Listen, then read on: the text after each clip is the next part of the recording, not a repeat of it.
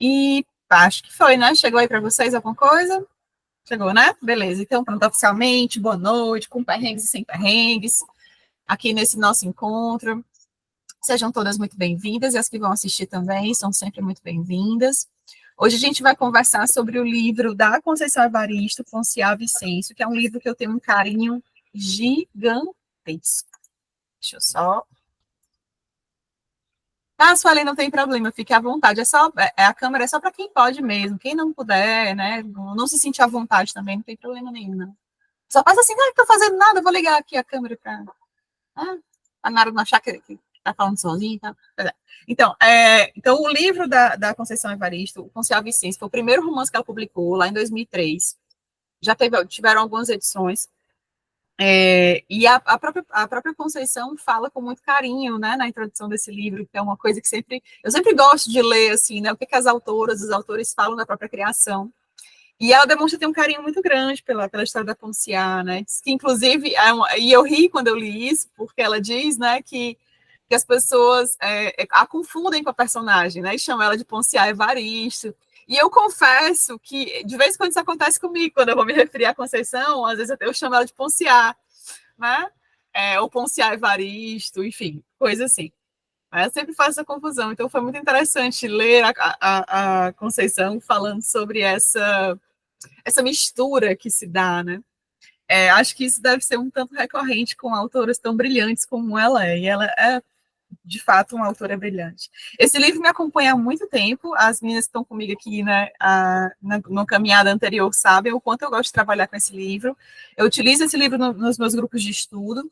Eu considero um livro riquíssimo para muitas conversas, para muitos debates. Então, mais uma vez, o que eu disse da Grada Quilomba no mês passado, né? Não acho que a gente vai encerrar aqui Conceição Evaristo. E assim como a Grada Quilomba, ela também vai nos acompanhar aí nos próximos meses, nas próximas conversas. É um livro que não tem que cento e poucas páginas, 120 páginas talvez, né? Talvez um pouquinho menos que isso. E ainda assim é um livro que condensa muitas experiências, que condensa muitos assuntos, né? Que a gente poderia desdobrá-lo aqui infinitamente em várias conversas, né? Em vários temas interessantes, temas pertinentes, enfim. Eu gosto de falar da Conceição Evaristo como uma grande educadora, né? Talvez porque ela me ensine tanto. Né? A vida da Conceição é uma vida muito marcada por experiências que são experiências divisoras, né? A Conceição é de uma família, é uma mulher negra, né? É uma mulher que já tem seus 77 anos, imagina, você ter 77 anos de história aqui nesse país para contar, né? Sendo uma mulher negra que escreve. Então, é uma mulher que cresceu numa família pobre, uma família periférica, foi moradora de favela, de comunidade, né? Teve que trabalhar como empregada doméstica boa parte da vida, inclusive para conseguir estudar, né? Conceição Evaristo só foi terminar os estudos até o normal, né, na época que se chamava, lá para os seus 20 e tantos anos, 25 anos, 24 anos. Entrou na faculdade já, né, depois de uma caminhada árdua, depois de mais de 10 anos, 12 anos depois de formada, talvez acho até um pouquinho mais que isso, ou depois de ter terminado o ensino básico, né, ela foi entrar para a faculdade muito tempo depois, né, terminou a faculdade já depois de seus 40 anos, né, e não parou por aí, fez mestrado, né, e começou a escrever, etc. E tal. Então, é uma mulher que não teve, talvez não tenha se dado ao luxo, né, de desistir de si mesma. Né? É uma mulher que pegou as chances que tinha e as que não tinha, ela criou. E as que não tinha, ela criou. E a escrita foi uma forma, né, para a Conceição, de reafirmar a si mesma, né, de reafirmar a própria identidade. Talvez por isso a escrita seja tão presente na história da Ponciá. Né? A leitura e a escrita permeiam essa história. Esse livro também é um livro sobre escrever, né? Também é sobre ler, também é um livro sobre leitura, né? E sobre a importância disso. Eu nunca vou esquecer, e essa é uma coisa que eu repito basicamente, praticamente todas as aulas que eu dou, né? Uma frase que eu ouvi da Conceição naquela participação que ela fez com a Malala num projeto do Itaú, né? Era tipo uma mesa redonda, uma coisa assim, um debate. sobre educação. E eu nunca vou esquecer, né, a potência com que ela falou isso. Ela disse que privar, né, alguém da leitura e da escrita seria privá-lo da cidadania, né, do seu direito de cidadania. Isso, essa frase, ela me atravessa muito, muito mais pelo que eu vejo de como ela é eficaz, como ela se faz presente de fato, como é uma frase real, tá? Que não é apenas o privilégio, e aqui tem uma citação belíssima, a Renatinha até repostou, né? Não é apenas o privilégio de assinar o próprio nome, mas de compreender o mundo que cerca, né? Compreender o mundo da qual faz parte e poder manipular também esse mundo, né? Manipular no sentido de colocar as mãos nesse mundo, né? Como Ponciar com seus objetos de barro, né? Com a sua arte de barro. Então, as palavras, né? O conhecer das palavras, o conhecer do sentido das coisas, o poder dar sentido ao mundo e a si mesmo, é também uma artesania. Eu acho que Conceição Evaristo sabe muito bem disso e faz isso muito bem. Né? Ela é uma grande artesã, né, de palavras. São palavras simples, são palavras diretas, ela não cria muita coisa, não tem embaraço, né, na escrita de Conceição Evaristo. Mas ela faz do barro, do simples, do natural, algo belíssimo. É um deleite ler Conceição Evaristo. Né? Ainda não consigo entender como essa mulher não recebe, e esse livro, né, não recebe ainda no nosso país a atenção que merece, né, a valorização que merece. Né? Isso para mim ainda ainda gera um sentimento de revolta. A gente tem aqui um diamante, a gente tem uma mestra da palavra e ela não consegue, talvez vá ser reconhecida depois de morta, né? Porque parece que as coisas funcionam assim nessa lentidão. Principalmente para mulheres como Conceição Evaristo. Exatamente, só agora que ela foi indicada para a Academia Mineira de Letras. A ABL eu nem comento, né? Não que isso vá valer alguma coisa em termos do valor que ela tem, né? Não acho que a academia vá conceder o valor que a Conceição Evaristo tem. Esse valor é independente da academia. Mas é um lugar que ela deveria ocupar. Né? É o lugar dela por direito, por mérito. Deveria ocupar. Né? Se tornar, então, imortal. Seria um feito histórico. Né? E o livro que a gente vai conversar hoje, como eu falei, é o primeiro romance publicado dela, Ponciá Vicêncio, é um romance curto. E é uma história que eu realmente tenho muita, muita dificuldade para definir, dizer do que se trata Ponciá Vicêncio. Tu está lendo um livro, é sobre o quê? Eu juro, eu não sei dizer sobre o que é Ponciá Vicêncio. E eu já li esse livro pelo menos umas 15 vezes. Tá? Eu não sei sobre o que é Ponciá Vicêncio. Eu não sei se é a história de uma família, eu não sei se é a história de uma mulher, eu não sei se é a história de um povo, eu não sei se é tudo isso ao mesmo tempo, junto e misturado em 100 páginas. Né? Eu não sei se é a história de uma marca de pele, eu não sei se é uma história de uma marca de alma, eu não sei se é uma história autobiográfica, não sei. Né? Sobre pertencimento, sobre não pertencimento, né? Sobre transgeracionalidade, sobre as heranças que se carrega, sobre ser bode expiatório, né? Sobre um não lugar, sobre pressão, sobre violência, também sobre esperança, sobre ternura e ódio. Eu não sei do que se trata Ponciá Vicêncio. Eu não aceito esse desafio. Não, diga 30 segundos. Não tem 30 segundos para Ponciá Vicêncio. Né? Tem uma vida inteira para ler Ponciá Vicêncio e pensar sobre Ponciá Vicêncio. Né? Uma vida inteira para tentar costurar, inclusive o que não é dito, porque Ponciá Vicêncio também é sobre silêncios. Né? E talvez Ponciá Vicêncio seja muito mais feito em silêncios do que em ditos.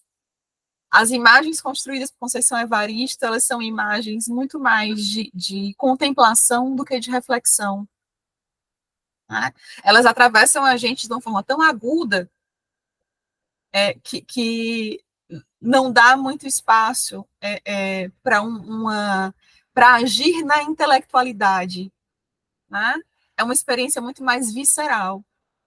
Mas se alguém que vai assistir não lê o livro, eu posso dizer que é a história de uma mulher, menina, que recebe uma herança que é muito maior do que ela e é muito maior do que seus parentes mais próximos. É uma herança que vem de muito e muito tempo e que é uma herança de muita dor. E essa história dessa mulher menina que vai recebendo aos poucos essa herança, e essa herança vai se acontecendo na vida dela também. E quais são os efeitos disso para ela e para as pessoas que a cercam.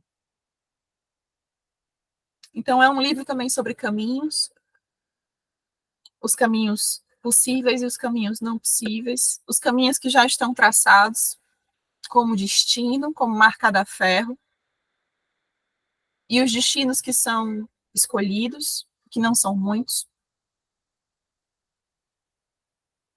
É um livro sobre uma vida cercada, sonhos que não encontram lugar fértil, vidas que são talhadas desde antes mesmo de acontecerem, mesmo antes de se tornarem vidas. Então, Ponciá carrega meu apreço, porque é um livro que me movimenta. Se Conceição Evaristo quis escrever livros para deixar a gente branca acordada, esse é um deles.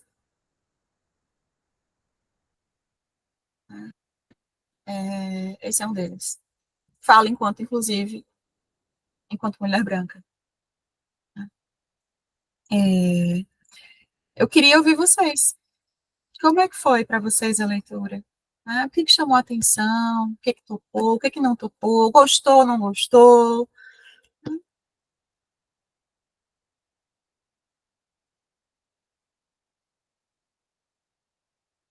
Chorei e ri ao mesmo tempo, igual ela. Foi. Não tem essas passagens do chorar e rir? Uhum. É. Tem uma Chora. loucura também, né? Tem. Tem, Fê. E aí me lembra, esse livro, eu gosto muito, eu leio muito, né? Eu gosto muito de ler, então os livros sempre me atravessam e as histórias, os intertextos, eles se mesclam muito nas minhas experiências de leitura. Duas leituras se fizeram muito presentes para mim aqui em atravessamentos, né? Uma foi o Papel de Parede Amarelo, da Charlotte Perkins Gilman, né? Que tem em si também uma mulher, que obviamente uma mulher branca, estadunidense, tudo mais, ok, mas ainda assim, é uma mulher diante desses destinos selados, né? E que encontra um certo respiro, ou talvez uma possibilidade de liberdade na doença, né? No adoecimento mental mesmo, na loucura, num ensimesmamento tão grande, num alheamento tão grande, num viver para dentro de si, que me lembrou muito o mergulho que Ponciá faz também. Né? E uma outra história que me toca muito e que me atravessa é a história da Macabéa. Né? Ponciá tem algo de Macabéa. Né? Talvez não na ingenuidade de Macabéa, mas muito enfim, nas experiências, né, no se ver no mundo, no lugar que é colocada no mundo, enfim, no destino trágico, porque não há outro destino para Ponciá, né? Já é dito no começo do livro, né? Ela recebe uma herança, já está marcado, né? A sábia, a anciã sábia diz, né? É preciso agora só esperar acontecer, porque vai acontecer, né? Assim como Macabé também, que já tem seu destino traçado, né? E talvez isso torne a leitura tão difícil, tanto da Hora da Estrela como da Ponciá Vicêncio.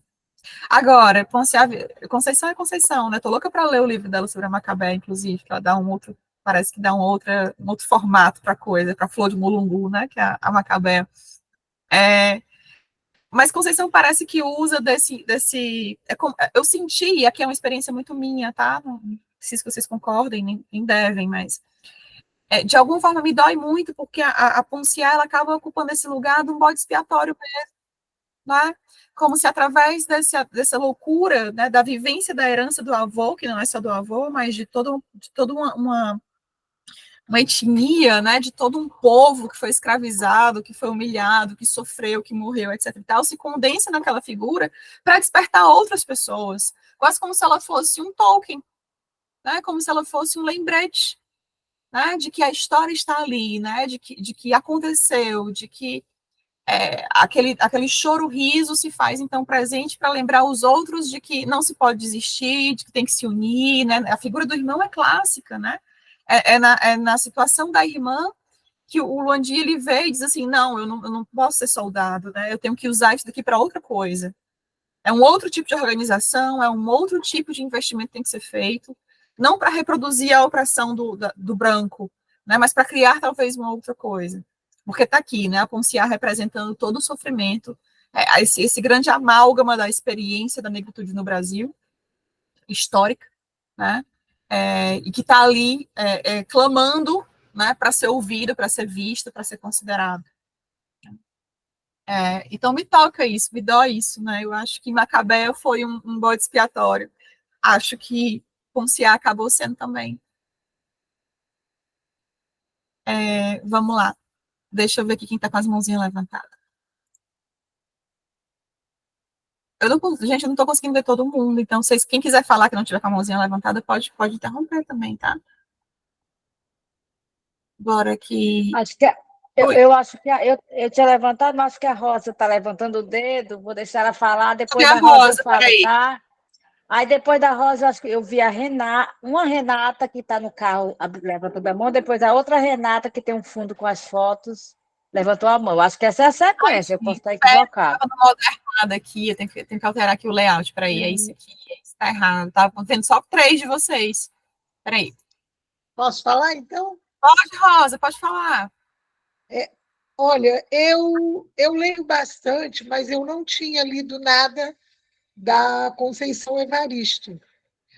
E eu fiquei surpresa, porque acho que de 2 anos, 3 para cá, as minhas filhas têm falado muito nela, mas eu leio muito, e inclusive trabalhei em livraria e não se falava da Conceição Evaristo. Então, assim, realmente isso que você falou, uma mulher negra, uma mulher apagada da literatura, tentando se sair desse gueto, porque os escravizados são muito. Essa questão da escravidão do Brasil, da escravização, ela foi muito apagada na nossa história, principalmente pela nossa geração. A minha geração ignorou isso de uma forma assim flagrante. A gente estudava na escola, via, mas e foi passando. Então, de um tempo para cá, é que eu tenho procurado ler mais, aprender mais, não utilizar termos. Então, assim, está sendo um aprendizado muito grande para mim. O livro teve horas que eu tive que parar de ler. Eu precisei ficar em silêncio, porque a emoção assim foi tão, sabe, bateu tanto, aquela solidão dela, o sofrimento dela, sabe? E eu lembrei da minha infância num bairro que a minha família era uma das poucas famílias brancas. Eu tive muitos vizinhos, muitos amigos negros, e que ali devia ter várias Ponciás também naquelas situações. Então, assim, falou muito comigo. Você já leu uma opção de vez, Nara? Eu vou ter que ler mais muitas vezes ainda para ele ir me falando de outras camadas, sabe? Essa primeira camada, ela me calou. Foi isso.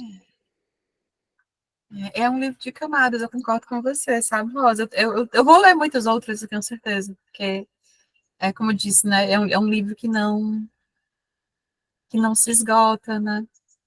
Não se esgota. É isso. Vamos aqui para as mãozinhas. Renata Tunes. Oi, Adéia. Tu tá com o microfone desligado, bicho. Tu tá falando sacudindo a mão. E sou eu, é que eu tinha baixado a mão sem querer e voltei a ligar. Então Eu pronto, fui então pro tu, final Isso, a depois da. a Andréia, Maria, depois sou vai. eu. Isso. Pois é, sobre o livro. Também é a primeira vez que eu leio Conceição Evaristo, né? É incrível realmente como é que pode, né, demorar tanto para lê-la. E o livro me deixou tão triste. Eu estava agora há pouco relendo, peguei aqueles, né, aqueles grifos, eu li no Kindle. Aí eu fui ver os grifos, e só ler os grifos já foi me dando uma tristeza, uma vontade de chorar, que eu sabe, de bargar. Foi assim, ele é muito triste. Eu fazia tempo que eu não li uma coisa tão triste. E é curioso, porque é uma tristeza muito discreta. É como essa palavra que a Rosa falou. Eu acho que a solidão está muito presente. Tem duas coisas. A solidão e esse destino meio fatal, essa fatalidade, sabe? Essa história, assim, eu depositava esperança que a Ponciá, embora se falasse o tempo todo da herança, eu botava esperança que ela, né, se fosse dar a volta, conseguir romper o ciclo, mas, porra, não rompe, e essa fatalidade do não romper, esse ciclo, parece uma maldição, é muito entristecedor, porque você fica assim, torcendo por ela e vendo ela se apagar, como no Pai das que vê as mulheres estrelas, ela é uma estrela que vai se apagando, né? E vai virando tanto uma solidão, uma depressão profunda e um apagamento, ela vai se perdendo de si. É muito triste, assim, depois, assim, eu acho que dá até um afago depois que começa a história do Luandi, né? É. Porque aí renova a esperança, vai que com ele, né? Mas aí acontece, enfim, é muito triste, gente, assim, são vários. É uma história tocante, me apaixonei pelo Angie, assim, compreendi. Foi muito bom essa história que ela colocou. Adorei ver sobre essa perspectiva, do, de uma outra perspectiva do Capitão do Mato, né? Essa pessoa que, eu quero exercer o poder sobre o outro também. Parece até legítimo, né? Assim, ele que sofreu tanto. Olha, um negro com poder na cidade, né? Eu não sabia nem que negro podia ter poder. Poder de mandar no outro, de ter uma autoridade opressora, mas uma autoridade que ele achava que só branco tinha. E ele querer exercer esse poder para poder, no sentido de se igualar ao branco, sabe? É muito doido, é muito humano a forma que ela colocou, e eu nunca tinha visto por esse lado. Eu sempre fui muito crítica aos capangas, aos policiais militares negros que violentam, né, Uhum. outros negros e os capitães do mato, enfim. E aí ela apresentou um Andy muito singelo, né, assim, muito humano, muito meigo, com tanta violência que ele sofreu, né, desde criança trabalhando na roça, na terra dos brancos, e ele não perdeu essa coisa doce. Eles todos são doces, né? A Ponciá é doce, a mãe dela é doce, o pai dela é doce, né? O marido da Ponciá tem uma coisa que é linda, é linda essa parte. É muito triste esse livro, mas é linda. Ela diz que ele nota que os dois, embora eles tenham né, uma relação de algum tempo, amorosamente, os corpos e tal, mas eles são duas pessoas solitárias, a solidão dos dois. E quando ele compreende isso, ele sente uma ternura imensa por ela. É lindo isso, gente, olha isso. Então, assim, todos eles, os personagens, são muito doces, né? Mesmo as coisas mais, enfim. E essa coisa da ai, gente, eu não sei, o Nara leu 15 vezes, eu não sei se eu tinha coragem de ler de novo, sabe? Eu achei, fiquei muito, é igual o filme que me deixa muito triste, eu não tenho vontade de assistir de novo, não, porque eu não quero ficar sofrendo pela Ponciá de novo. Então era isso. Eu leio bastante trabalho mesmo. É para as aulas. Assim, óbvio, tem um encantamento com a coisa, mas assim, Olhos d'Água me faz melhor do que esse daqui. Até o Insubmissas Lágrimas me faz melhor do que esse daqui. Esse daqui é muito trágico. Mas é isso, né, Dé? Assim, como você falou, é fatal por isso, né? O destino está salado. Tá? E o livro, ele fala sobre isso, você vê, Ponciá, uma mulher bonita, uma mulher jovem, uma mulher inteligente, uma mulher cheia de talentos, né, assim, inclusive com muito amor, né, porque existe muito amor ali naquela família, e ainda assim, nem isso é o suficiente para fazer essa mulher vicejar, porque a sociedade é tão dura, né, a realidade para esse corpo negro é tão duro, é tudo tão duro, é tão massacrante, que esmaga. A sensação que eu tenho é que a Ponciá, ela é esmagada por algo que é muito maior do que ela. Que é muito maior do que ela. Né? Então, quando a anciã, a sábia anciã, né, a Nengua, acho que Nengua, eu acho que pronuncia assim, ela, Nengua Cainda, né? Ela diz para todo mundo, assim, olha, vai ter que esperar o destino da Ponciá se cumprir. Mas tá marcada. É aquilo, não há outro caminho. Não há outra possibilidade. Tá?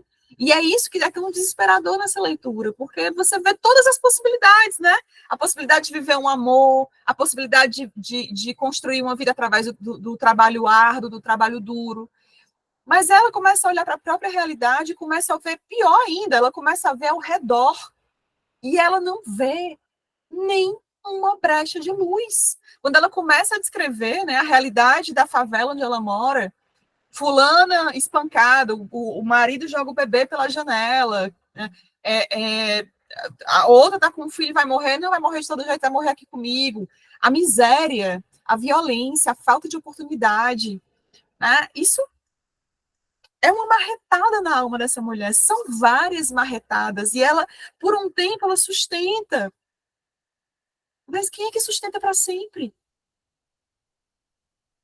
E aí eu lembrei de uma frase que aparece muito, que é uma frase da Medea, na verdade, mas que aparece no livro da Carola Saavedra, o Com Armas Sonolentas, né? Que é o aprende o quanto custa renegar o sítio natal, né? Porque quando a Ponciá, ela se descola dos seus, toda a esperança desaparece. Né? E eu acho que esse livro também vai falar sobre isso, né? Sobre quando eles se reúnem e o destino já está selado, aí sim se pode começar a pensar numa vida, num futuro, né? Porque a Ponciá, aí alguém me perguntou aqui, eu acho, eu não estou conseguindo acompanhar o chat, eu vou já olhar, tá, gente? Por que eu acho que a Ponciá é um bode expiatório, né? Porque parece que condensou tudo nela para que os outros pudessem seguir, né? Assim, o Luandi reformula a imagem que ele tem e me dá a entender no final do livro que ele reformula o próprio papel dele enquanto homem negro, né, que lugar ele deve ocupar, o que ele deve fazer com a vida dele, quais são as lutas que são válidas. A mãe dela, né, também reconfigura ali as possibilidades de atuação, inclusive afetivas e tal, mas a Ponciá não, a Ponciá se perde, né? A Ponciá, para mim, fica quase como o carneiro da imolação mesmo, né? Assim, essa daqui precisa ser sacrificada. Isso foi como eu senti, né? Talvez porque foi o sentimento que eu tive com a Macabea também, que a Clarice ela teve que sacrificar a Macabea, porque não, né? Talvez até para gerar na gente leitor, uma certa empatia, né? Não estou dizendo que foi o que a Conceição fez, tá? Estou falando da Clarice. Mas as duas, para mim, elas entram nesse lugar, como se elas fossem cordeiro da imolação. Né? Vou sacrificar isso daqui para poder seguir, né? Para poder tocar, para poder transformar. E isso é arrasador, né? Isso é arrasador. Tem um trechinho aqui no final, vou já passar a palavra para vocês, tá? Que diz assim.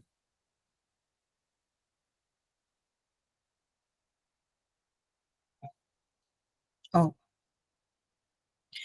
Maria Vicêncio, agora de olhos, lá no final, na página 108. Maria Vicêncio, agora de olhos abertos, contemplava a filha. A menina continuava bela, no rosto sofrente, feições de mulher. Por alguns momentos, aí começa a coisa do olha só como caiu tudo em cima da Ponciá, né? Por alguns momentos, outras faces, não só a de vô Vicêncio, visitaram o rosto de Ponciá. A mãe reconheceu todas, mesmo aquelas que chegavam de um outro espaço-tempo. Isso é de lascar, né? queria salvar a Ponciá. Enfim, não tem como, né? Lá estava a sua menina, única e múltipla. Maria Vicêncio se alegrou. O tempo de reconduzir a filha à casa, à beira do rio, estava acontecendo. Ponciá voltaria ao lugar das águas, e lá encontraria a substância, o humus para o seu viver. E aí fala de Luandi.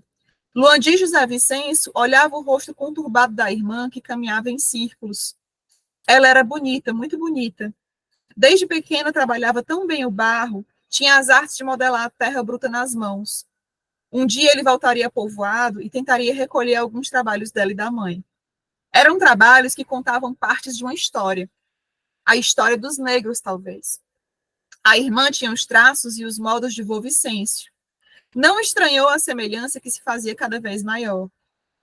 Bom que ela se fizesse reveladora. Olha, gente, olha isso daqui, por favor, atenção nesse trecho.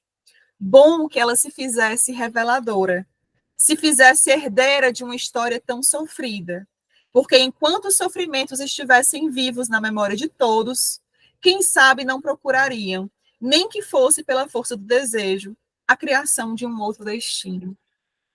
Então são esses trechos que para mim chegam com que trazem essa ideia da Ponciá como alguém que, né, assim, recebe tudo, né? E que vai ser, então, o totem, né? Vai ser a representação de todo o sofrimento acumulado, né? E que precisa ser lembrado para que se possa lutar contra, né? Para que se possa resistir, etc, etc e tal. Só que a gente cria apego com os personagens, né? Então, assim, eu queria muito que não tivesse aqui, mas isso é uma metáfora. Na verdade, Ponciá talvez sejam várias Ponciás, sejam muitas Ponciás, né? Talvez as Ponciás sejam todas, né? Que trazem isso, né? Que trazem o peso de uma história marcada de sofrimento, uma história também marcada por resistência, e que não podem esquecer disso. E que precisam também lembrar umas às outras, né? De onde vieram e o que vale, né? E o que está em jogo. Mas eu aqui do meu lugar de muito conforto, eu só posso pensar no tamanho da dor que deve ser ter que carregar isso. E eu imediatamente volto para a Grada Quilomba quando ela fala sobre isso, né? Sobre como as mulheres negras, elas nunca são indivíduos. Elas sempre são pessoas que carregam consigo uma história imensa e o peso, o fardo que isso também é. Ao mesmo tempo que é orgulho, né? Ao mesmo tempo que é resistência, também é um fardo. Porque a individualidade se dissolve, muitas vezes, né? Nisso, de ter que carregar todo um povo consigo o tempo todo. Vou passar aqui a palavra, vamos seguir aqui a ordem. Eu sei que Dina quer falar, né, Dina? Então, Renata Tunes, Renata Aquino, Dina e Mirlane, nessa ordem, eu acho. Vamos lá, Renata Aquino. Ei, gente. Não, Renata Tunes, desculpa. Desculpa. Ei, gente, boa noite. Tá dando para me ouvir direito? Gente, esse livro me arregaçou. Ixi. Mas eu, assim, quando eu fui fazer resenha, né, porque eu tenho um canal lá no Instagram, eu fiquei, sabe quando você vai fazer e você fica assim, gente, o que eu escrevo? Porque eu não sabia nem sobre o que era esse livro. Eu fiquei pensando assim, meu Deus, o que eu vou falar? É o segundo livro que eu leio, né, da Conceição Evaristo. O primeiro foi Olhos d'Água. E eu fiquei impressionada como que a Conceição Evaristo ela tem uma capacidade de dar voz aos silenciados. É uma coisa assim impressionante. Olhos d'Água me arregaçou, porém esse me arregaçou mais. Esse me quebrou toda, porque eu fiquei pensando assim, Jesus, como que a vida é difícil, mas como que a vida preta é mais difícil? Como que a vida da pessoa que migra do rural para o urbano é difícil? Como que uma coisa que me pegou muito foi ela se sentindo nada, né? Pode me chamar de nada. Isso me deixou bem triste na hora que já logo ali no começo, né? E também a questão do irmão dela, porque o irmão dela querendo ser policial para ter poder, né? Poder bater, poder mandar. Será que E aí ele vê ele como preto, né? O tanto que ele deve ter sofrido né? Com a figura do policial. Talvez por isso ele queria ser policial. Mas aí ele vê falando que o preto, para ser policial, é mais difícil, que ele precisava estudar muito. Nossa, na hora que eu terminei esse livro, eu fiquei pensando assim, o que eu tô sentindo? Porque foi um livro que me deixou muito triste, mas também você vê que as pessoas têm esperança, né? A esperança da melhora, a esperança de ser mais, mas aí você vê que não estava conseguindo. E a mãe, gente, a figura da mãe me machucou muito também, porque ela ficou lá, né, no âmbito rural, mas aí ela, por saudade dos filhos, ela falou, não, eu preciso ir em busca dos meus filhos. E aí dá aquele desespero, porque aí um volta, outro volta, ninguém encontra, e você fica assim, meu Deus do céu, será que eles vão encontrar? Será que eles não vão? Nossa, que livro, gente. Eu conheci Conceição Evaristo há pouco tempo, com Olhos d'Água, deve ter no máximo 2 anos, eu não sei. E, nossa, que escrita maravilhosa, que escrita poética, que toca a gente com uma profundidade. Nossa, obrigada, Nara, por esse livro. Como que eu nunca li Ponciá Vivêncio antes. Que, que, que maravilhoso. E como que faz, como você mesmo disse, como que faz a gente branca ficar acordada, Acho que pensando. se ela Eu tinha leio essa muito. meta, estrelinha de Não, ouro, porque estrelinha de ouro, porque eu leio muito, eu não fico um dia sem ler. Sejam livros de literatura, informativo, de maternidade, eu não fico um dia sem ler. Depois de Ponciá Vivência, eu fiquei pois é. pensando. Obrigada. Só isso que eu tenho que fazer. Obrigada, Nari, e obrigada, Conceição, né? Principalmente obrigada, Conceição, tá ali, né? Nossa, obrigada, Conceição Evaristo, porque... Obrigada. É isso. É sobre isso. Natinha, é isso mesmo, uma experiência que não dá, é difícil até nomear, né? Mas daí a grandeza da coisa. E é por isso que eu volto a dizer, é interessante pensar, tá? Tava te ouvindo pensando aqui, como a Conceição começa o livro falando que ela não gosta da Ponciá, né?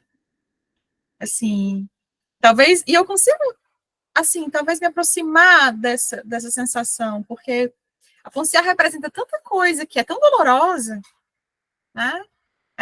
Que a Conceição diz, eu não gostava da Ponciá. Mas hoje eu tenho ela como um membro da minha família. E ela diz que aprendeu a amar a Ponciá pelo amor das leitoras, né? Assim, as pessoas liam, se apaixonavam pela Ponciá e começavam a chamar a Conceição de Ponciá.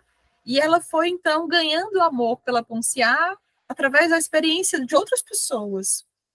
E eu fico pensando como isso é um fenômeno interessante, né? Assim, e que renderia, talvez, aí um estudo por si só, porque tá ali ela que pare uma personagem que representa tanta dor, que representa tanto sofrimento, né? E tão próxima, tão irmã dela, né? Tão filha e irmã dela. E que quando ela para e quando ela bota no mundo para representar tudo isso, ela não quer conversa, né? Mas com outras leituras, né? Pelo coração de outras pessoas, ela então se reencontra com essa irmã filha, né? E permite até que haja aí um embaraçamento, né? Assim, de criatura e criadora, né? Que movimento esse? Eu não sei se é porque eu sou psicóloga mesmo, eu viajo nessas coisas, né? Mas que movimento profundo esse, né? Que jornada profunda é essa, né? Da Conceição com a Ponciá. Renata Aquino.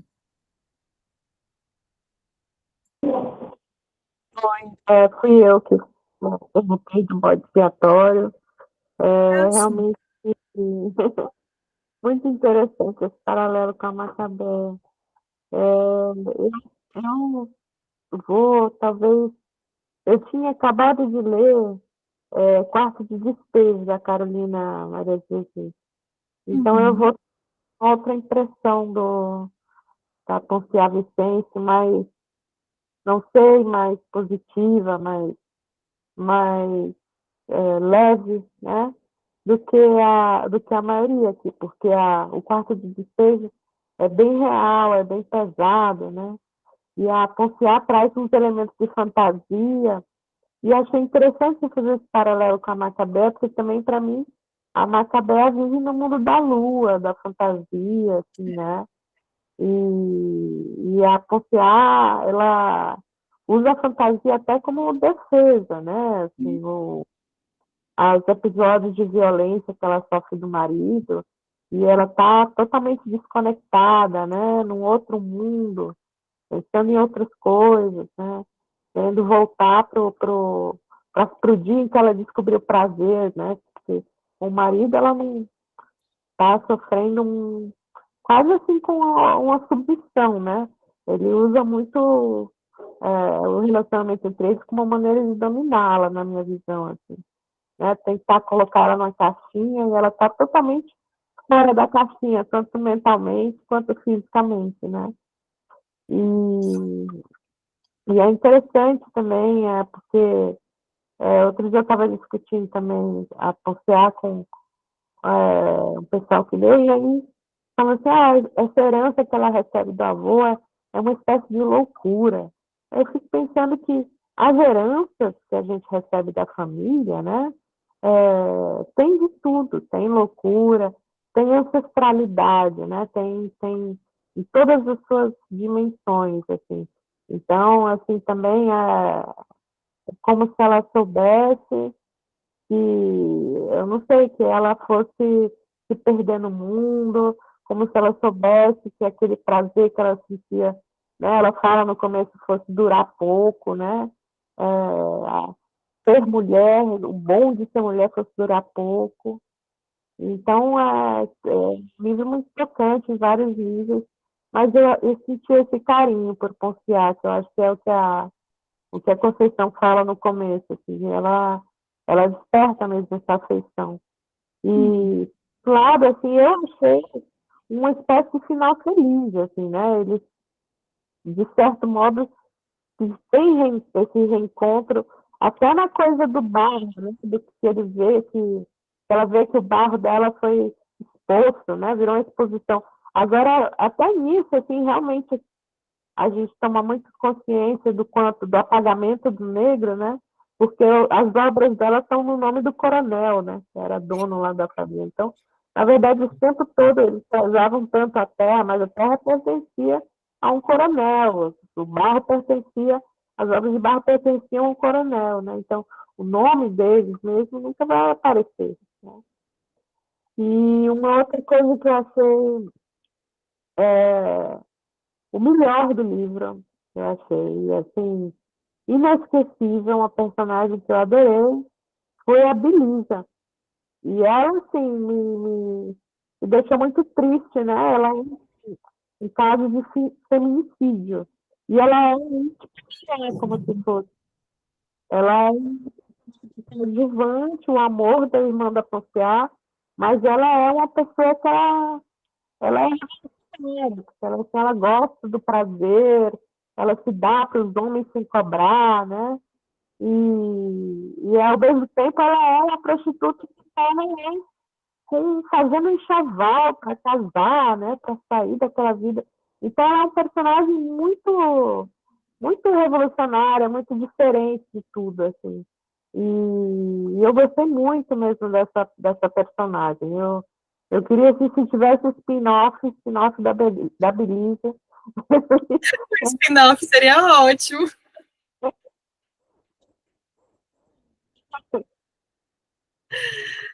É isso. Olha, tu trouxe tantos pontos interessantes, eu queria só comentar antes de passar para. Eu juro que eu vou ser rápida, gente, é porque realmente eu gosto muito desse livro. Vocês vão me perdoar se eu estou muito verborrágica hoje. Assim, primeiro você trouxe a coisa da Carolina Maria de Jesus, né? Nossa, também outra leitura que me atravessa muito com esse livro. E aí aquela coisa, né? As duas trazem a coisa do arco-íris, não sei se vocês percebem isso, né? A Carolina Maria de Jesus também fala do arco-íris, ela diz, né, que dizia para a mãe dizia para ela, né, que tipo, se passasse por baixo do arco-íris virava homem, né? E aí ela fica se perguntando, pois eu acho que eu quero virar homem porque só tem homem nos livros de história e é só homem que faz política nesse país. Então talvez eu acho que eu quero virar homem mesmo, né? E a nossa personagem, a Ponciá, ela tem medo, né, disso. Porque aí ela diz, naquela época ela ainda era feliz com ela mesma. Olha que coisa, né? Naquela época, infância, naquela época, adolescência, Ponciá ainda era feliz com ela, então ela não queria virar outra coisa. Ela não sentia a necessidade de virar outra coisa, né? E o arco-íris perpassa, de fato, muito da história, né? É quase como se fosse a lembrança do circular, né? A comparação do arco-íris com a cobra que aparece posteriormente no forno da casa, né? E que deixa a casca ali, como quem diz, passei por aqui, mas a transformação, né? Enquanto a cobra também é esse elemento, assim como o arco-íris, da coisa que não tem fim, né? Que vai no circular, que remete, inclusive, ao próprio andar em círculos da Ponciá, né? Quando ela realmente cai nesse ensimesmamento. Então, é muito simbólico essa coisa que você traz, né? Também me faz pensar como é circular e como é repetitivo o destino das coisas, porque a própria Carolina Maria de Jesus é uma que morre pobre, né? Que tem todo o potencial, tem ali toda uma chance que aparece, né, para que ela possa ter uma vida melhor e uma vida mais digna, mas ela morre pobre, porque é isso que a nossa sociedade faz, entendeu? Assim, se aproveita, suga, enriquece em cima e quebra depois, né? E marreta a pessoa depois, né? Marreta essa mulher negra que vai voltar exatamente para o mesmo lugar que ela estava. Salvo engano, Carolina Maria de Jesus morre catando papel, inclusive, né? Assim, embora seus filhos vão ter aí mais possibilidades de estudo e tudo mais, mas o destino de Carolina Maria de Jesus é uma Ponciá, é uma outra Ponciá, né? Que descobre na escrita e na leitura aí o seu bote salva-vidas, mas que tem o mesmo destino, porque a sociedade não permite outro, né? Beijo, Marina, né? Assim, ela não permite outro destino, e como isso é doloroso, né? E aí você fala de Macabeia também, e eu sempre penso quando eu leio Macabeia, né? Será que Macabeia sustentaria a consciência de si mesma? Diante de tanta dor, tanta miséria, tantas impossibilidades, né? De ser uma migrante nordestina, num mundo tão hostil, Macabeia daria conta da consciência de si mesma? Ou teria também o destino de Ponciá, né? Do cair no buraco, nesse buraco do ensimesmamento, né? Da loucura. Então, são reflexões que eu considero pertinentes também, né? Essa costura entre essas personagens, eu acho que são costuras sólidas, assim, que podem ser desenvolvidas, porque faz muito sentido, né? Exato, né? A Macabeia e os seus escapes, assim como a Macabeia, ela vai para o mundo do irreal, né? A Ponciá, ela volta para si mesma, né? A Macabeia não acessa a si mesma, ela faz o para fora, e a Ponciá faz o para dentro, né? Resgatando, ela vive das suas memórias, né? Porque não há futuro. O futuro da Ponciá está abortado, assim como o dos seus filhos. E olha que simbólico isso, né? Seus filhos morrem.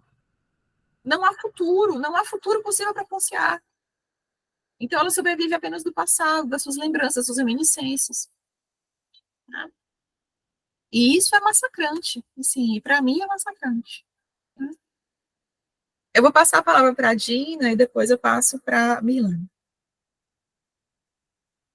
Oi, gente. Oi, meu bem. Meu Deus, é tanta coisa que a pessoa não sabe. Eu tô aqui sem nem saber por onde começar. Mas eu vou falar aqui agora na Flip, né, de novembro. Acredito que eu ia dizer na Ponciá, tava lá. Agora, tá vendo? Olha só. Só que eu nunca confundi, na verdade. Assim. Agora eu fui dizer na Ponciá, tava lá. Mas não deixa de ser, né? Tem uma relação, assim, achei bem interessante. Mas, enfim, quando a Conceição chegou por aquelas ruazinhas de pedra, assim, apertadinha, vinha com as pessoas, ajudando ela a andar. Não, foi uma coisa que eu tô arrepiada só de falar, e na hora, todo mundo começou a gritar e aplaudir. E eu comecei a chorar, e várias pessoas perto de mim também choraram. Me dá vontade de chorar. E foi uma coisa extremamente emocionante demais ver aquela mulher ali. Então, por todo esse simbólico do que representa uma mulher negra, né, tá naquele lugar, Mas, quando eu terminei de ler o livro, você acredita que me deu uma revolta daquele momento? Mas por que me deu uma revolta? Me deu esse sentimento, me lembrando daquilo, me deu uma revolta. Porque cadê as escritoras negras no nosso país? Quer dizer, a gente estava ali aplaudindo, e realmente, merecidamente, então, uma coisa tão emocionante. Mas, assim, a aparição de uma pessoa negra, uma escritora negra causar tanta emoção, significa o quê? Que não tem outras. Assim, tem a escrita dela, eu nunca tinha lido, mas assim, por que me emocionei? Porque eu sabia a história dela, mas ainda não tinha essa coisa, depois eu leio, vai lendo outras coisas na frente, né? Mas eu sabia dessa história dela. Mas só a força, a presença da pessoa dela é uma coisa super forte. A presença dela é muito forte. Mas, assim, me deu essa revolta de dizer assim, por que foi tão emocionante, por que as pessoas receberam. Foi a única escritora que eu vi na Flip que teve esse tipo de recepção, assim, participei de vários meses, e não teve, assim, por mais que outras brilhassem, todo mundo, não teve. Então, assim, cadê as escritoras negras no nosso país? Cadê as mulheres negras na política, na escrita, no judiciário, sabe? Assim, cadê? Então, assim, me deu uma revolta disso, e me deu uma revolta pensar que Ponciá queria um destino diferente e foi morar na cidade, né? Ela traz essa coisa de você migrar, que fazia muito parte do imaginário das pessoas, ainda talvez, acredito que ainda faça muito, né? Essa coisa de você migrar do campo para a cidade, então ela traz isso. Assim, é um livro que só lendo 15 vezes com Manara a gente consegue, assim, aprender, porque é um livro que tem muitas camadas, muitas camadas. E eu vou pegar, assim, 3 momentos que me foram muito, assim, tem vários, né? Mas eu tô, assim, 3 momentos que me pegaram muito, que foi quando o avô dela matou a esposa e tentou se matar. Gente, isso é de uma força tão grande de você ser escravizado, de você ser reduzido a nada, de você ser separado dos seus, de você perder sua identidade, perder sua família, de você viver ali. Umas pessoas dizem, igual um animal. Gente, muitas vezes mais maltratado do que um animal, porque eu acredito que muitas vezes um cavalo que levava a produção era muito mais bem tratado do que um escravo, do que uma pessoa escravizada na época. Então, assim, aquele gesto do avô ter matado a esposa, ter tentado suicídio, e daí gera toda uma herança familiar de trauma, de frustração, de abandono. Você vê que o pai da Ponciá não gostava do avô, quer dizer, porque aquilo ali gerou um abismo na família, né? Assim, em termos do núcleo familiar menor. E aqui, o livro todo dá para a gente é assim, me deu essa coisa. O livro é uma metáfora da história da pessoa negra, né? Mas, ao mesmo tempo, é uma do ponto de vista individual, né? Então, ali a gente vê, ela usa uma metáfora ali da destruição, né? Da identidade de um povo e da identidade de uma pessoa que mata a esposa e tenta suicídio. E aí, então, esse momento foi muito forte. O momento em que ela apanha do marido, né, sem abrir a boca, completamente alheia, já abandonada de si, ela só olha assim para ele, e a atitude dela mexeu com ele, né? Não só isso, mas em outros momentos, é tanto que alguém falou das meninas, falou das figuras doces, né? Depois aquilo ali toca muito ele, mas essa coisa assim dela apanhar, é como se a alma dela já estava tão sofrida que o corpo sofrer não estava fazendo diferença, porque o sofrimento dela estava tão grande na alma que, tipo assim, me passou isso. Pode ser que cada pessoa tem sua interpretação da história, mas assim, tipo, minha alma está tão sofrida que o cara bater ali naquele corpo dela, ela estava completamente alheia. Então, isso para mim foi muito forte. E a outra parte muito forte foi ela rodando em círculos, já meio que louca, né? Assim, tipo, enlouquecendo ali. Então, ela começou a andar em círculos. Então, assim, isso, nossa, essa acho que foi a pior de todas, assim. E aí me lembrei do que a Grada Quilomba fala, né? Que eu estou lendo o livro agora, ainda estou na metade, tentando ler, mas, assim, tudo que ela fala, né? Que eu acho, nossa, estou achando um livro fantástico, fantástico. E aí fiquei me lembrando disso, né? Então, assim, são várias camadas. É o homicídio, a tentativa de suicídio, é o trauma que gera na família, a violência doméstica, né? É a prostituição para sobreviver. Mas uma coisa que a Renata falou aí, né? Que gostou da Belisa, né? Porque o Luandi vê, além do estereótipo da prostituta, né? Porque os demais, o próprio soldado Nestor, o delegado, todas as pessoas veem só a prostituta, assim, a parte externa, né? A mulher que vende corpo e tal. Mas ele quer casar com ela, ele enxerga ela como estrela, como o pai dele falava das mulheres, porque ele enxerga além do estereótipo, né? Achei isso, assim, super poético. Mas... Então, assim, as camadas, né, ele traz essa coisa do Luan de querer, né, fazer esse percurso de você sair de oprimido para opressor, isso é extremamente comum. Eu já reconheci em mim, nessa coisa, assim, como mulher, eu não quero ser oprimida. Não, eu não me considero que eu fui, mas só de olhar as mulheres, assim, desde criança, eu não entendia e eu não sabia elaborar, mas a gente até falou, eu até falei sobre isso, né, quando a gente começou a ler o Segundo Sexo, né, naquele encontro, assim, né, quando você percebeu mulher, mais ou menos assim, a pergunta, e eu lembro que eu falei dessas mulheres, eu falei da minha avó, eu falei de uma vizinha que apanhava do marido, então, assim, eu não sabia teorizar, mas essas coisas já, tipo assim, me chocavam, me atravessavam de diversas formas, e aí essa coisa que eu tô dizendo assim, eu já vivi nessa coisa assim, eu não vou ser igual essa mulher. E aí você tenta para sair do lugar de oprimida que eu nem estava me considerando. Culturalmente a gente sabe que somos, né? Várias nuances. Estou aprendendo muito isso agora com a Valesca Zanella, lendo o livro, que a gente está lendo outro. Nossa, mas assim, essa coisa de você... É um percurso que é extremamente comum, né? Que a gente faz. A gente sai do oprimido para ir para o opressor.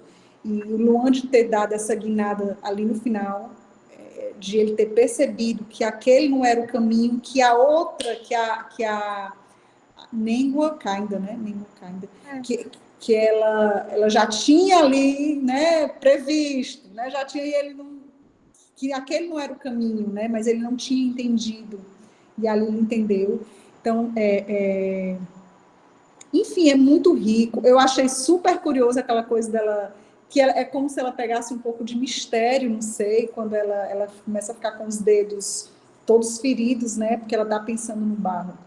Mas só para finalizar, eu fiquei pensando, tipo assim, Ponciá é essa metáfora do povo, né, da etnia, e ao mesmo tempo que ela é essa metáfora do coletivo, pelo menos a minha leitura, ela também tem a dimensão do individual.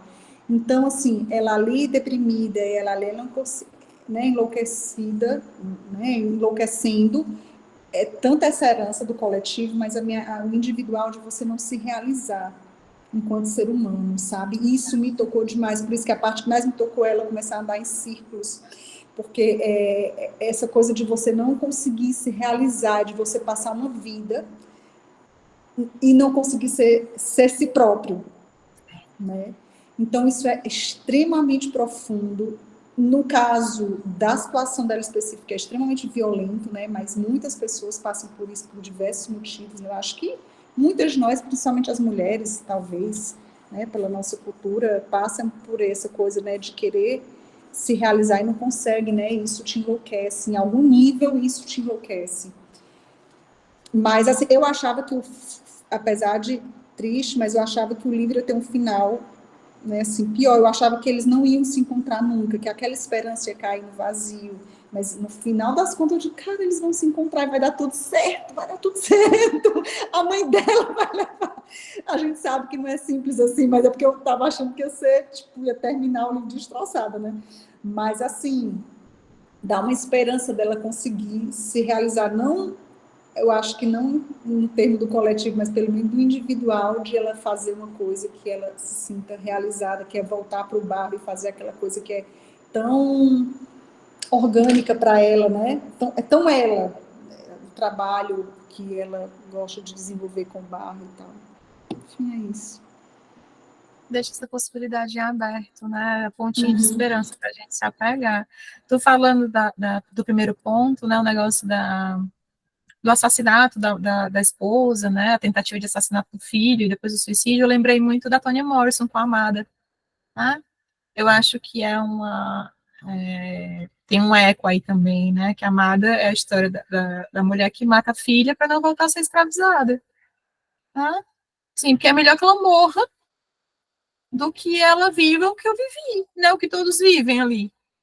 Tá? E acho que o avô da Ponciá, ele chega a esse ponto, né? Assim, não dá mais. Os filhos todos vendidos, ou coisa. Imagina o desespero, né? Porque é a coisa do não tem chance, né? Porque é ventre livre. Não existe ventre livre. Né? Tá ali, os filhos sendo vendidos para serem escravizados. Não tem, podem dar o nome que quiser, lei bonita que for, né? E essa angústia, esse desespero, eu acho que ele também é contemporâneo, sabe? Porque assim, você pode falar o que for, mas continua, entendeu? Assim, o genocídio continua, né? Assim, o encarceramento em massa, ele continua. E, meu Deus, é desesperador, assim, realmente enlouquecedor. Né? E eu acho muito interessante que hoje em dia, dentro da psicologia, está tendo uma discussão que agora contempla, né, a questão da raça como impacto para a saúde mental, porque, caramba, não é assim, como faz, né, para respirar num mundo que quer que você morra, né? Onde você é descartável, você só serve para virar capacho, né? Nossa, tá louco. Onde você entra numa padaria, como aquela história, né, da Portugália, como já aconteceu no Azar, esses episódios mais recentes que aconteceram em Fortaleza, e que acontece o tempo todo, lembrei disso aqui, que você entra num espaço desse e acha que você vai roubar. Então você não tem direito de entrar na padaria para comprar um pão, porque você é negro, você não tem dinheiro para comprar um pão, necessariamente você vai roubar, se você entrar no Azar. Paciente que pega CRM da México é negro. Né, assim, o cara que vai preso e vai sofrer processo, que estava se defendendo de um velho branco que queria matá-lo com uma faca. É desesperador, assim, é andar em círculos, de fato, entendeu? É muito doido. Eu não vou nem me esticar muito, passar aqui para Milane e depois para Camila. Boa noite, gente. Então, o livro, assim, eu comecei a ler. Aí eu não consegui parar de ler, aí depois vou parar um pouco, vou refletir sobre a história, e é um livro, assim, surpreendente. Assim, logo nas primeiras páginas, ele falou sobre o esquecimento, né? Aí, ao longo do livro, realmente assim, fala do esquecimento, do apagamento da Ponciá, né? Que não só da história dela, mas também da história da Conceição Evaristo como escritora. E eu sou formada em letras e a Conceição Evaristo, ela não faz parte daquele cânone literário, né, das pessoas dos escritores que têm status, né, branca, homem, negro, hétero, rico. Então, é uma crítica, uma denúncia social, né, o livro, e eu fiquei, assim, tem várias partes que me deixou muito chocada. A principal dela foi a morte da Belize, que eu comecei a ler, eu vi a história como é triste, mas aí eu pensei, quando a Belize vê o entrelaçamento do Luandi, né, e deu aquela esperança de que tudo ia mudar, mas quando a Belize morreu, aí eu fiquei muito triste, muito arrasada com isso, e do esquecimento, né, em relação também ao apagamento da estrela, né, ela como uma estrela que foi se apagando por conta de tudo do que ela sofreu, né, do avô, da história, de tudo, e é isso, né, e não vou me estender muito, vou falar pouco mesmo sobre a história. É uma história muito triste, eu fiquei muito triste mesmo. Eu também não sei se eu vou conseguir ler de novo, né, ele, porque os autores contemporâneos, eles geralmente têm esse tipo de escrita, né? Geralmente não tem um final, o clássico, o final feliz. O feliz então, é sempre um livro de denúncia social. Geralmente são finais, assim, infelizmente trágicos, mas os sinais trágicos são justamente para denunciar, para mostrar a realidade, que a realidade não é fácil, a realidade realmente é impactante, triste, e é isso. E eu acho que é só isso mesmo. Boa noite a todos.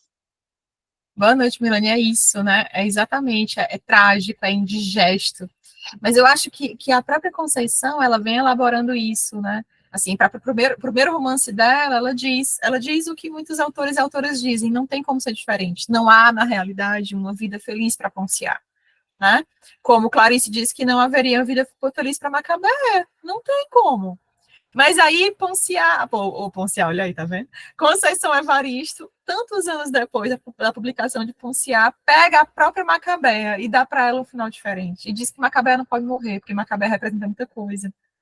Né? Então, não li ainda, gente, não tô dando spoiler, porque eu nem li, tá? Vou ler. Paremos o encontro com Flor de Mulungu, sem sombra de dúvida. Assim que eu tiver me reparando dos prejuízos que a vida anda me dando, eu vou comprar esse livro. Né? Então, assim, eu acho que tem espaço também agora, não de um final feliz, né? Mas eu vejo na Conceição a possibilidade talvez de uma voz esperançosa também, né? Da possibilidade de outras histórias serem contadas, né? De outras formas, e isso é muito bom, a gente precisa disso também. A gente precisa do bom soco no estômago, né? Como diria Clarice Lispector, a vida é um soco no estômago. A gente precisa disso, a gente precisa ficar acordado mesmo na casa grande, sem sombra de dúvida, né? Mas a gente também precisa ter esperança, né? Eu não digo que a leitura, se ela tentou colocar esperança aqui nesse livro, ela não chegou até mim. Consigo entender que tenha chegado em muitas pessoas, até existem aqui os indicativos, né? Mas para mim era um fiozinho de água que vinha morrendo e não chegou a desembocar aqui no meu copo, né? E eu tenho que arcar com isso, né? Enquanto leitora. Mas é genial, né? É uma mulher genial, sem sombra de dúvida. Eu não consigo entender como que essa mulher ela não é. A Gina falou da coisa dos aplausos, né? Eu entendi o que você quis dizer, viu, Gina? Tô só abrindo um parêntese aqui. Mas assim, eu seria que estaria lá aplaudindo e com as lágrimas descendo, porque ela, para mim, essa mulher é uma entidade mesmo, assim, né? Mas eu super entendi o que você quis dizer, viu? Assim, da coisa do por que só ela? Deveríamos estar aplaudindo tantas outras também, né? Naquele momento, sem sombra de dúvida. Eu entendi o que você quis dizer. Obrigada, viu, Mirlane? Camilitia, você. Boa noite. Boa noite. Já faz um tempo que eu li o Ponciá Vicêncio e eu já li algumas obras da Conceição. E assim, uma das leituras que mais me marcou da Conceição foi o Becos da Memória, por causa do conjunto de personagens e essa relação que ela vai estabelecendo ali, que lembra um pouco o Quarto de Despejo. Mas esse ano, em particular, já fazia muito tempo que eu não assistia os desfiles das escolas de samba, né? E esse ano eu assisti o desfile da Portela, né? Que homenageou o Defeito de Cor. E aí apareceu lá o último carro em que a Conceição Evaristo estava, né? Nesse último carro, junto com o Lázaro e com o Pitanga. E nesse mesmo carro estavam lá as 16 mães, né? Com as blusas, enfim, né? Dessas mães que perderam seus filhos. E aí é curioso isso, porque isso me fez pensar muito na Ponciá, assim, quando eu vi aquelas 16 mães, para mim, assim, eram as várias Ponciás, assim, de hoje, sabe, do presente, como isso é algo que permanece enfim, né, na história do nosso país, né, porque é isso, né, a Ponciá, ela perdeu 7 filhos, né, nos abortos, mas essas mães, né, tiveram essas vidas, desses filhos interrompidas, né, muito por conta desse genocídio sistemático dos jovens negros brasileiros, né, e eu fiquei pensando muito nisso, e ao mesmo tempo fiquei pensando muito no Luandi, porque eu acho que alguém já falou isso, né, que essa coisa de o exército meio que tem incutido nele essa armadilha, né, dele se identificar com o agressor, mas eu acho que é mais do que isso, porque a gente sabe, né, que o alistamento dos negros no exército é uma coisa sistemática para a participação deles na guerra, né? Então, assim, muitos desses jovens negros, eles morreram na Guerra do Paraguai, em várias outras guerras, a Guerra do Solo farroupilhas, a gente tem um histórico muito grande disso, né?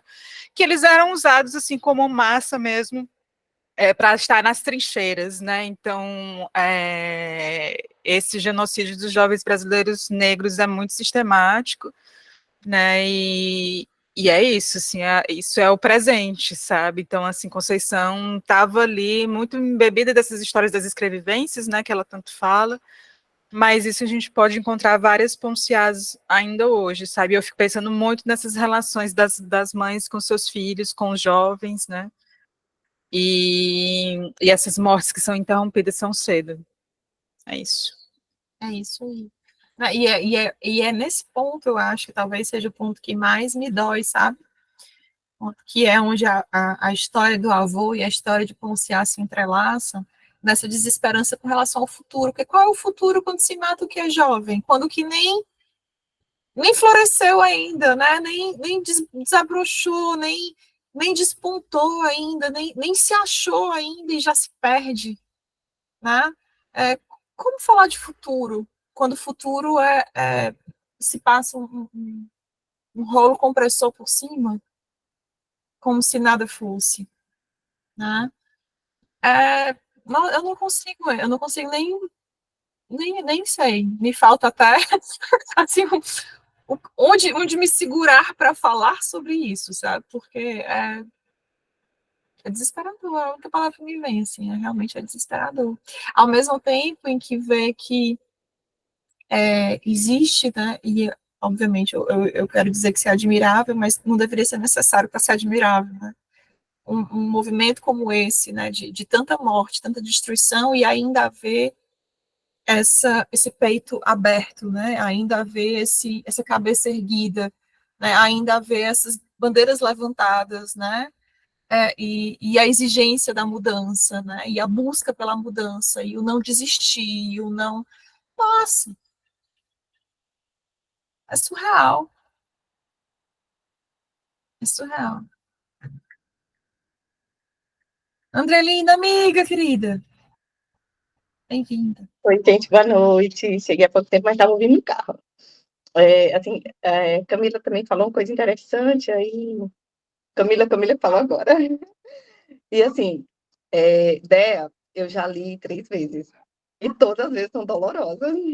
Todas as vezes a gente aprende mais e dilacera mais, sabe? E engraçado que na última vez eu ainda estou com a minha última leitura que eu fiz no ano passado. Não, foi 2022, gente, eu só quero me reportar o ano passado, 2022. Aí não li, mas assim, enfim, é um encontro, mas já sabia assim a história, mas tem coisas que vocês estão, e tem coisas novas, é tão bom falar sobre Ponciado. Para mim é o melhor livro, entre Becos, os que eu li, sobre e Lágrimas e Becos, e Olhos d'Água, esse foi o que me dilacerou mesmo, principalmente porque é um tema para mim muito sensível, a maternidade. E assim, hoje eu vou ser bem breve, vou falar um pouquinho sobre o Londi. Então, assim, eu trabalho no tribunal e meu horário no tribunal é sempre mais tardio, e eu sempre fico lá até mais tarde, e sempre peço alguém para me acompanhar até o último estacionamento. E, em geral, gente, os policiais que ficam, como diz, no último escalão, eu venho observando isso, até uma coisa que a Camila falou, e foi uma coisa que me fez pensar muito nos últimos tempos. São pessoas pobres, periféricas, e eu tenho olhado nos últimos tempos, porque eu estou precisando escrever minha dissertação e já mudei, assim, já mudei 2 vezes de tema, e assim,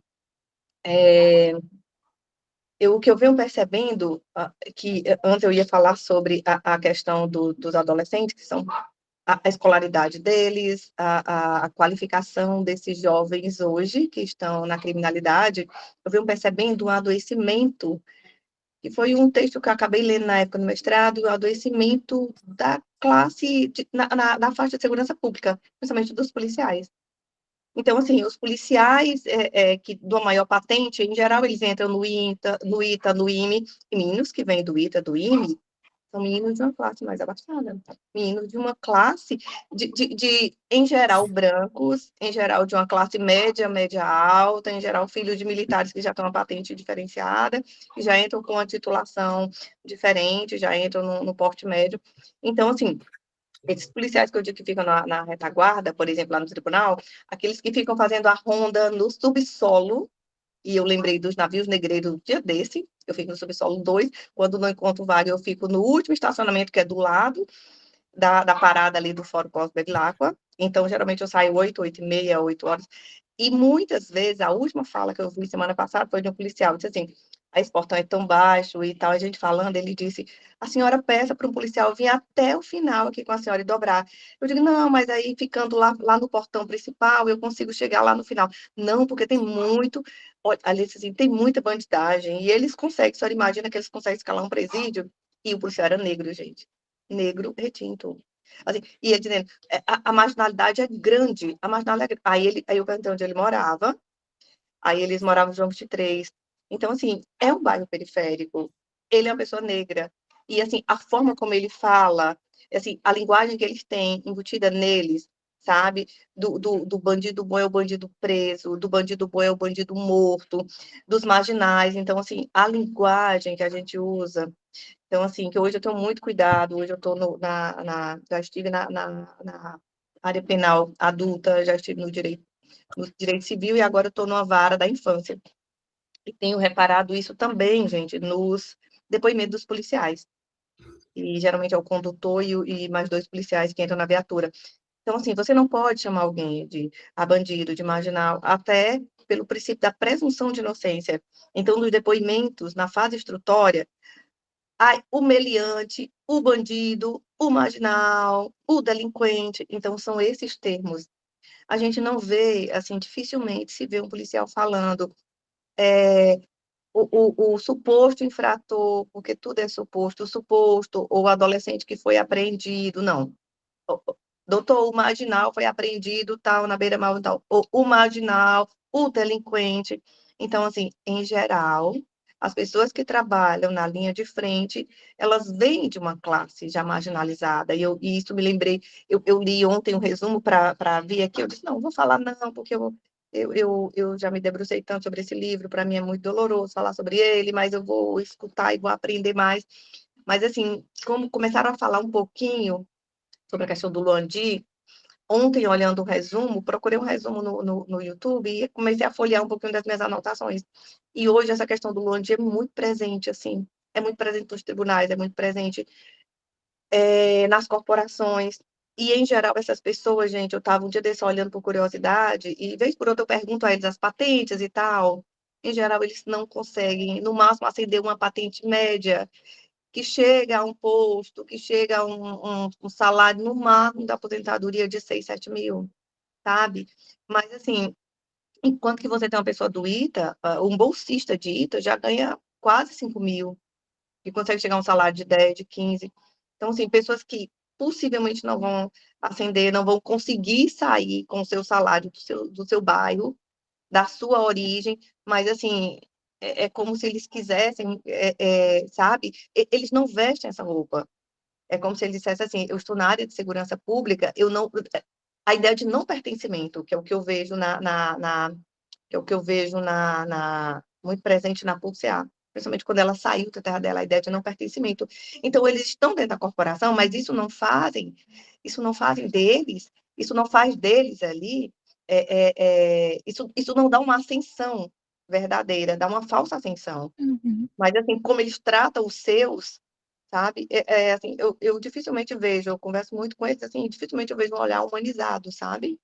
Diferente do Luandi, mas, assim, dificilmente eu vejo, assim, a questão do poder, eu vi até no carro alguém falando na questão, não sei se foi a Dé que falou, a Nara, e falou a questão do negro empoderado, né? Quando ele se empodera. Então, assim, ele bate, ele castiga. Eles falam, às vezes, das apreensões com tanto ódio, gente, assim, que no fundo, eu me pergunto, será se eles estão falando dos jovens que eles estão aprendendo, ou será se eles estão falando de si mesmo, do aprisionamento? Eu sempre estou pensando nisso, sabe? Isso me vem muito, agora tá vindo muito, assim, à tona essa questão.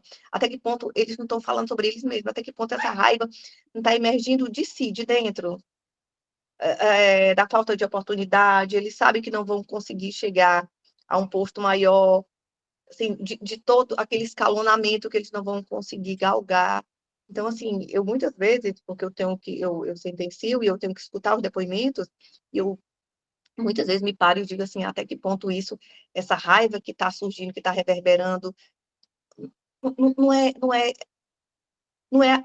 sobre ele mesmo. Essa fala diz sobre ele, sabe? Então, assim, essa questão do Luan de hoje, ontem, e eu não fazia muito tempo que eu não tinha contato com o livro, e ontem foi muito forte essa questão, sabe?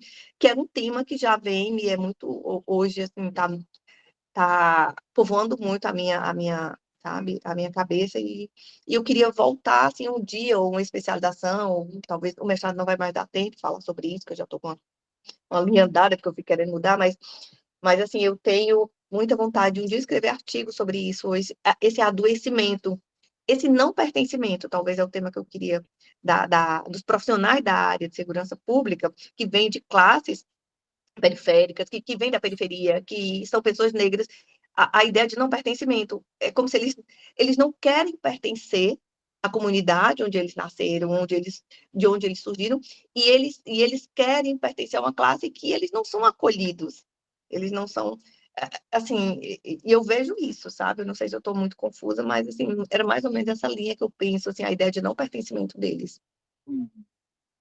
A tua experiência é muito rica, né, Andrelina? Assim, é um ponto de vista super interessante, né? Eu sempre lembro da coisa do Paulo Freire, né? Assim, quando a educação não é libertadora, né? O sonho do oprimido é se tornar opressor. Mas fico pensando também o quanto dessa reprodução, desse padrão, também não vem justamente desse lugar de desesperança. Me parece que é sempre uma coisa muito polarizada, né? Só existem esses dois papéis, né? O oprimido e o opressor. E eu acho isso tão sufocante, né? Que me faz pensar, talvez, acho que muito pelas leituras que eu tenho da Bell Hooks, né, que me ajuda a pensar nisso, assim, é que talvez existam outros papéis possíveis, né? Tem o papel da insubordinação, né? Tem o papel do usar essa contra-violência, né, que é um conceito que eu gosto muito, né?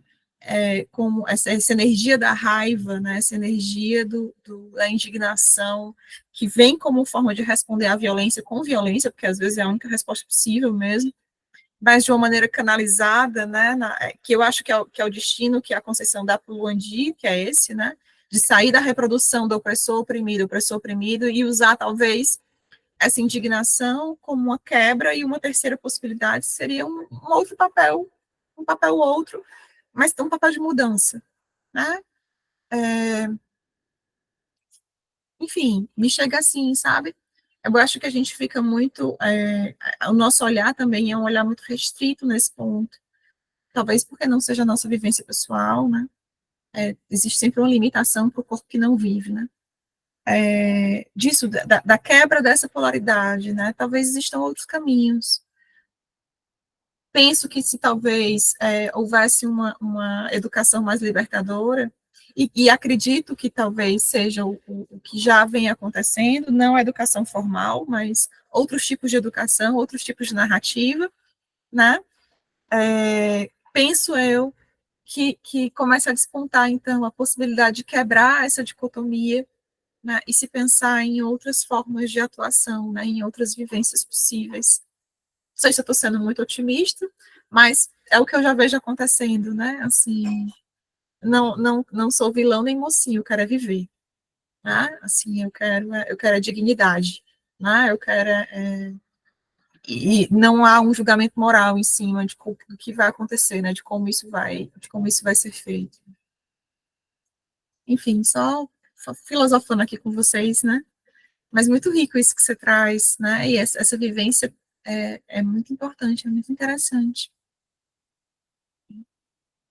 Alguém mais, gente? Já são 9h12. A gente está se aproximando do final, mas eu não queria que vocês fossem embora sem dizer o que vocês querem dizer, né? Então tem mais alguém que quer? Menina, quanta coisa! Agora que eu estou conseguindo ver o chat. A Suelen falando da peça, sim, todo camburão tem um pouco de navio negreiro. Vai ter a peça da Carolina de Jesus, gente. Vamos lá contemplar na Caixa aqui em Fortaleza. Isso, sim, o arco-íris é um círculo, exatamente. Por isso que eu lembrei da coisa, como se repete, né? inclusive no da própria Poncian, da própria Poncian. Posso falar Isso. rapidinho, Nara? Pode, Rosa. Então, eu tinha acabado de ler pela segunda vez Um Defeito de Cor, da Ana Maria Gonçalves, né? E eu acho, O Defeito de Cor, ele é um livro que a personagem, a Luísa Maim, né? Que Hyde, ela não se deixa subjugar, ela não é subjugada desde menina. Ela, no meio do sofrimento todo, de todo o povo escravizado, ela acha um caminho. E já no livro da Ponciá, ela se quebra mesmo, né? Ela se quebra com toda essa... E aí eu estou entendendo, até com vocês falando agora, essa diferença maior de que você tem uma herança, uma ancestralidade desse sofrimento, dessa história, né? No livro Defeito de Cor, a ancestralidade ela é muito potente como uma coisa boa. Depois que ela volta para a África, é que ela questiona tudo aquilo, porque fica aquela diferença do negro, que já era brasileiro, e do africano, né? Tem toda essa questão. Mas a Conceição Evaristo, ela dá aquela frase curta assim que arrasa com a gente, que pega mesmo, que não te deixa sonhar, não te deixa ter esperança. Então, para mim, esse foi assim a razão até da comparação, do impacto que me deu. Eu saí de uma história de esperança e caí numa realidade que me fez voltar na minha infância, no meu bairro pobre do Rio, com negros, sabe? No meu papel. E por isso que eu disse, eu devo ter vivido com muitas Ponciás lá, e ainda existem muitas lá. Quando eu e minha irmã, nós ainda temos uma casa lá no nosso bairro do Rio. E quando eu e minha irmã voltamos lá, a gente vê assim as nossas amigas negras, e tão envelhecidas, tão sofridas, sabe? E elas se admiram de como que a gente está bem. Então, assim, isso me cortou o coração, sabe? Me levou para um lugar assim de muita realidade, de repensar esse nosso papel confortável, de branca, numa condição financeira melhor, sabe? Então, a sociedade... Esse livro eu achei político demais, ele é um livro político, extremamente político. Precisava ser obrigatório ler esse livro. Hei de concordar, é isso mesmo. E aí você traz um ponto, que a gente fechando aqui também, né, para não ficar muito tarde, mas assim, você traz um ponto que eu considero muito importante. Não tenho muitas leituras aprofundadas nesse assunto, mas estou me arriscando até a falar uma grande besteira, mas eu tenho a impressão das leituras que eu faço, das conversas que eu acompanho, que é justamente a ampliação, né, esse retorno à ancestralidade, que dá aí uma nova força para o movimento negro, né? Que assim não se resumir à experiência da escravização, mas entender que se tem uma história muito maior e muito mais potente, né? Por trás, inclusive, dentro desse processo que eu vou lendo, gente, só estou lendo, certo? Das minhas leituras. E eu vejo muitas pessoas falando do processo de tornar-se negro, negra, é justamente um retorno às tradições, um retorno às religiões, né, de matriz africana, é um retorno à linguagem, né, E a Ponciá, de novo, a Conceição faz isso, né? Traz algumas palavras, né? A Cidinha faz muito isso nos livros dela, né? Um Exu em Nova York é maravilhoso. Eu não entendi nada que a mulher estava falando, né? Mesmo tendo um glossário, eu fiquei desesperada, eu adorei, né, a experiência. Então, assim, esse movimento, né, da retomada desse lugar, dessa história, que não é só uma história de ser subjugado, né, mas é uma história de força, de realeza, né, de potência, enfim. E eu acho que isso dá um tom diferente também para as narrativas, né? A memória da Ponciá, ela vai até talvez os chamados navios negreiros, né? Então é uma memória, ela vai ficar andando em círculos nisso, nesse sofrimento, né? Talvez se ela tivesse a chance de conhecer mais, talvez se ela tivesse a chance de saber de verdade das raízes da história, né? Eu pudesse ampliar um pouco mais essa consciência, talvez ela conseguisse quebrar o ciclo. Talvez sim, talvez não. Tá? Mas eu acho que esse é um movimento bonito, né? Um movimento de recuperação mesmo de uma história própria, de uma língua própria, né? Acho que do que apareceu aqui para mim, acho que Renata falou da coisa da fome ancestral, né? Enfim, de dizer isso é nosso, né? Isso nos pertence, que é muito simbolizado com a coisa dos vasinhos de barro que ela vê. Eu só lembrei do Pantera Negra, né? Quando o cara entra no museu e diz assim, essa porra toda aqui é nossa, né? Vocês roubaram isso aqui não pertence a vocês, isso é nosso, né? E se eu quiser tirar isso daqui e levar, é direito meu, né? E vejo as exigências de alguns países, né? Querendo de volta o que lhes foi tirado, né? Suas riquezas, sua história. Então, penso que esse movimento é um movimento importante, né? E que bom que está acontecendo. Acho que a gente ainda vai ter muitas reviradas históricas, assim espero. Gente, tá no nosso horário, vamos ficar por aqui. Vocês estão bem para ir? Tá tudo okzinho? Eu vou parar de gravar aqui. A gente vai se encontrar mês que vem para falar